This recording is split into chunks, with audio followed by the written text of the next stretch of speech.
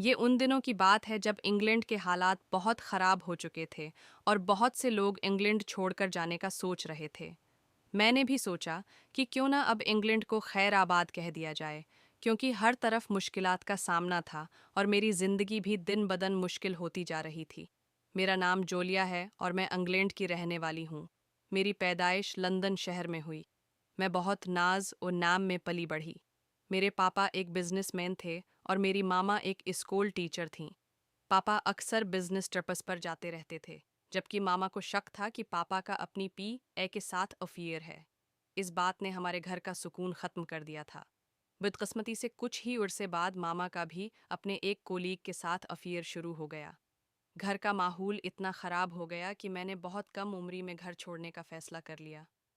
मैं अकेली शहर आ गई और अपनी ज़िंदगी खुद संभालने लगी। कुछ वक्त तक ज़िंदगी ठीक चलती रही, लेकिन फिर इंग्लैंड के हालात मज़ीद ख़राब हो गए, तो मैंने जर्मनी शिफ्ट होने का फ़ैसला कर लिया। जर्मनी आने के बाद मुझे बहुत मुश्किलात का सामना करना पड़ा, क्योंकि मैं बिल्कुल अकेली थी और मेरा कोई सहारा नहीं था। घर ढूंढते ढूंढते शहर से दूर एक गांव में मुझे एक पुराना सा घर किराए पर मिल गया। काम की मुझे ज़्यादा फिक्र नहीं थी, क्योंकि मैं सोशल मीडिया पर काफ़ी एक्टिव थी और मेरा अपना चैनल था।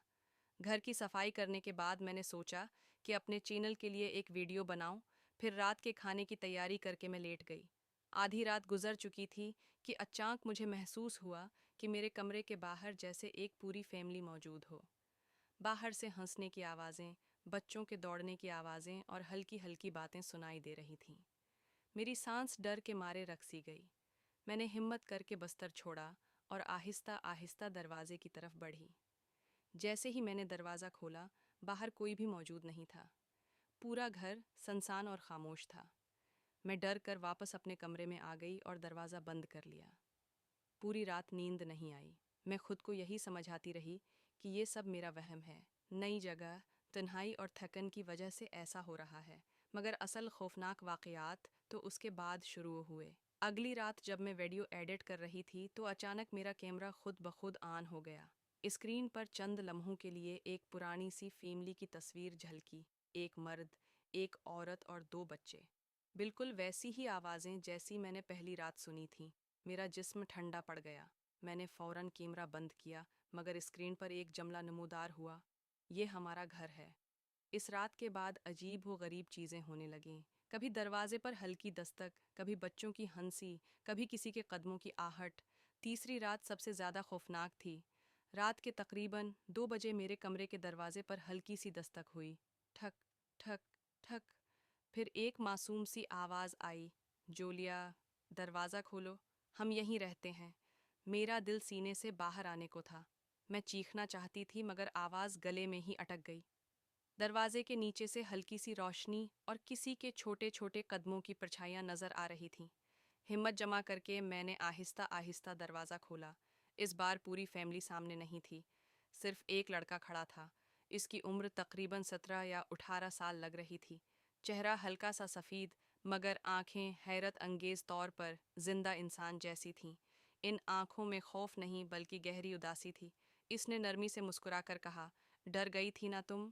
मैंने कांपती हुई आवाज़ में पूछा। तुम कौन हो? वो बोला, मेरा नाम एड्रीन है और हम पहले इस घर में रहते थे। मेरी रीढ़ की हड्डी में सनसनी दौड़ गई। तुम लोग मर चुके हो? इसने चंद लम्हे खामोश रहकर आहिस्ता से कहा, हाँ, मगर हम जा नहीं सके। इस रात के बाद एड्रीन हर रात आने लगा। वो कभी अचानक सामने नहीं आता था, हमेशा पहले आहिस्ता से दरवाज़ा खटखटाता। ठक ठक। जूलिया, मैं हूँ। आहिस्ता आहिस्ता हमारा खौफ बातों में बदलने लगा। मैं उससे अपनी ज़िंदगी के बारे में बात करती, अपने वालिदीन, अपनी तन्हाई, अपने डर और अपने ख्वाबों के बारे में। वो खामोशी से सब सुनता रहता। एक रात में बहुत उदास थी। मैंने कहा, मैं इस दुनिया में बिल्कुल अकेली हूँ। एड्रीन ने आहिस्ता से जवाब दिया, नहीं, अब तुम अकेली नहीं हो। इसकी बात सुनकर मेरी आंखों में आंसू आ गए। वक्त गुजरने लगा, रातें हमारी बातों में गुजरने लगीं।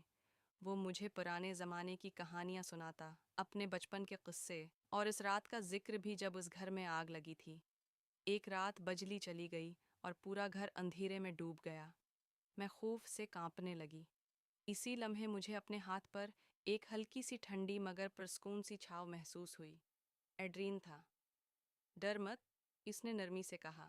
जब तक मैं यहाँ हूँ तुम महफूज हो।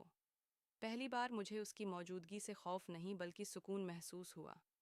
दिन गुजरते गए और मुझे एहसास होने लगा कि मैं उसका इंतज़ार करने लगी हूँ। जैसे ही रात होती मैं दरवाजे की तरफ देखती रहती। एक रात मैंने हचकचाते हुए कहा, काश तुम जिंदा होते।